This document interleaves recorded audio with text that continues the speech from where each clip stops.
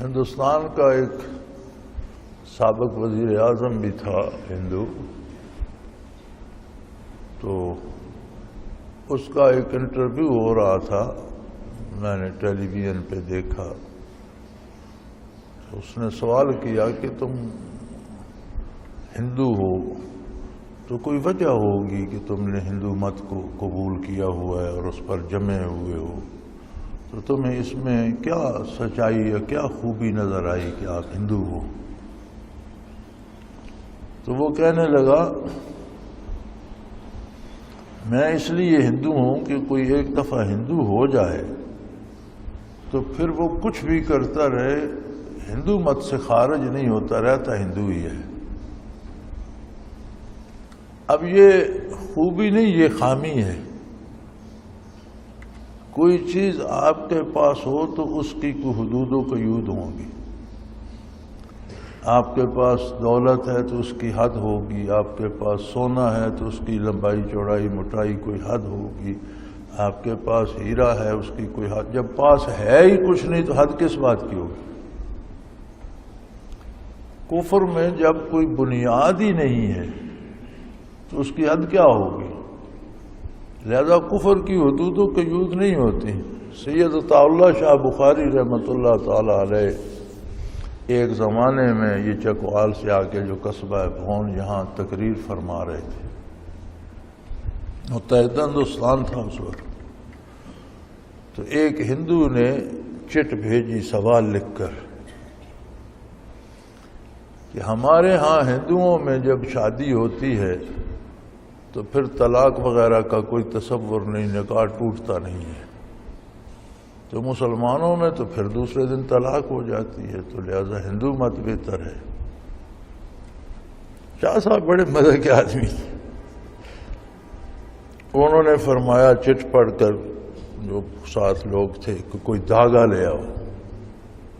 اب دھاگا سٹیج پر کہاں سے آتا؟ تو وہ کسی نے نالے سے کھینچ کر اتنا سا دھاگا نکال دیا۔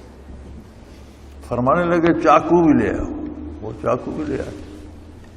فرمایا اس دھاگے کو دونوں ہاتھوں سے پکڑو، پکڑا، چاقو سے کاٹا۔ فرمایا کچھ کٹ گیا؟ لوگوں نے کہا جی ہاں کٹ گیا۔ فرمایا اب دھاگا پھینک دو، دونوں ہاتھ ایسے کرو، بیچ میں کئی بار چاقو گھمایا، کچھ کٹا؟ جی کوئی نہیں۔ انہوں نے فرمایا تمہارا نکاح ہوتا ہی نہیں، طلاق کہاں سے ہوگی؟ کوئی چیز ہوگی تو ٹوٹے گی، کسی چیز کا وجود ہوگا تو وہ سلامت رہے گی یا ٹوٹے گی، جب ہے ہی کچھ نہیں تو ٹوٹنا کیا ہے؟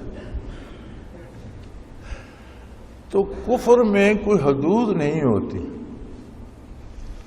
تو انہوں نے اپنی نادانی سے یہ سمجھے رکھا کہ یہ بھی ہمارے عقیدے پہ ہیں، چلو شریف آدمی ہیں، جھوٹ نہیں بولتے، کوئی غلطی نہیں کرتے، مزیدار آدمی ہیں، لیکن نظریہ شاید ان کا بھی وہی ہے جو ہمارا ہے۔ جب انہوں نے اعلان نبوت فرمایا تو ان کا تو ایک اچنبے میں رہ گئے کہ یہ کیا، انہوں نے تو نیا مذہب آج گھڑ لیا، حالانکہ وہ حق پر تو شروع سے تھے۔ ان کے ساتھ ناجائز حرام کھانا نہیں کھاتے تھے، جھوٹ نہیں بولتے تھے، ناجائز کام نہیں کرتے تھے، ان کے ساتھ تو ان کی کوئی بات ملتی نہیں تھی۔ لیکن کفر ایسا اندھا ہوتا ہے کہ وہ کفر میں جو مرضی ہے کرتا رہے، اچھا کرے یا برا کرے، ہے تو ہمارے ساتھ۔ جب انہوں نے اعلان نبوت پڑھا تب انہیں احساس ہوا کہ نہیں، انہوں نے تو کوئی نئی بات شاید آج گھڑ لی ہے۔ جس چیز کو نبوت کی حقانیت کی دلیل بننا چاہیے تھا، اگر ان میں شعور ہوتا تو وہ چیز ان کی نبوت کی مخالفت کی بنیاد بن گئی، اور کہنے لگے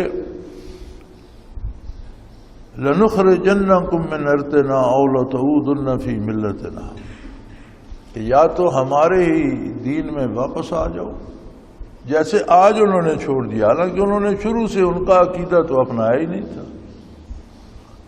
تو ہمارے ہی عقیدے میں واپس آ جاؤ، یا ہم تمہیں اپنے شہروں سے، اپنی زمین سے، اپنے ملک سے نکال دیں گے۔